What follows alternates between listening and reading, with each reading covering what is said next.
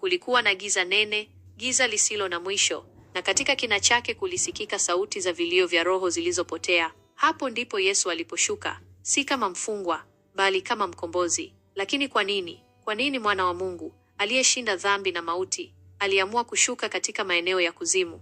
Miaka mingi kabla ya tukio hilo, kulikuwa na unabii wa zamani, unabii wa Adamu na Hawa walipotenda dhambi. Mungu alisema kwa nyoka, nami nitaweka uadui kati yako na huyo mwanamke, na kati ya uzao wako na uzao wake, huo utakuponda kichwa, na wewe utamponda kisigino. Mwanzo 3:15. Maneno haya yalikuwa siri iliyofichwa kwa vizazi vingi. Ilikuwa ahadi kwamba siku moja mwana wa Mungu angekuja kurekebisha makosa ya mwanadamu. Na Yesu alipokufa msalabani, ushindi huo ulitimia, lakini bado kulikuwa na hatua moja ya mwisho, safari ya kuzimu.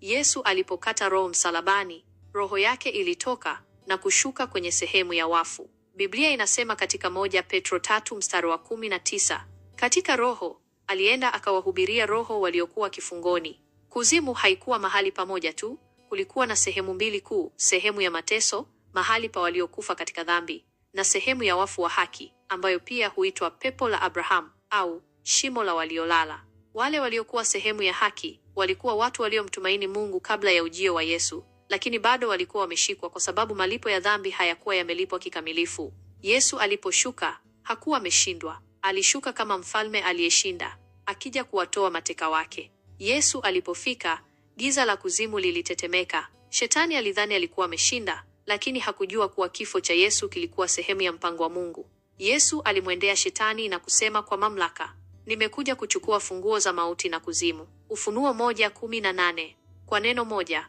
minyororo ya waliokuwa mateka ilikatika. Wale waliomtumaini Mungu tangu Agano la Kale, Abrahamu, Musa, Daudi na manabii wengine walifunguliwa. Katika mwanga wa umeme wa kiroho, Yesu alichukua mamlaka kutoka kwa Shetani. Hakumpiga kwa upanga wala kwa nguvu za kimwili, bali kwa ushindi wa haki na utakatifu. Baada ya kuwatoa haki wote waliokuwa mateka, Yesu alitoka kuzimu kwa nguvu. Siku ya tatu, mwili wake uliamka kutoka kaburini na ushindi wa milele ukathibitika. Na kwa ushindi huu, kila mtu anayemwamini sasa ana uhakika wa maisha ya milele. Yesu alishuka kuzimu si kwa sababu alikuwa ameshindwa, bali kwa sababu alitaka kuwakomboa wale waliomtumaini Mungu kabla ya kuja kwake, kuthibitisha mamlaka yake juu ya mauti na Shetani, kutufundisha kwamba hakuna mahali ambapo nuru yake haiwezi kufika. Kwa hiyo, safari ya Yesu kwenda kuzimu ilikuwa sehemu ya ushindi wake, si kushindwa. Na kwa hilo, sasa tunajua kwamba hakuna giza lolote katika maisha yetu ambalo neema yake haiwezi kutufikia.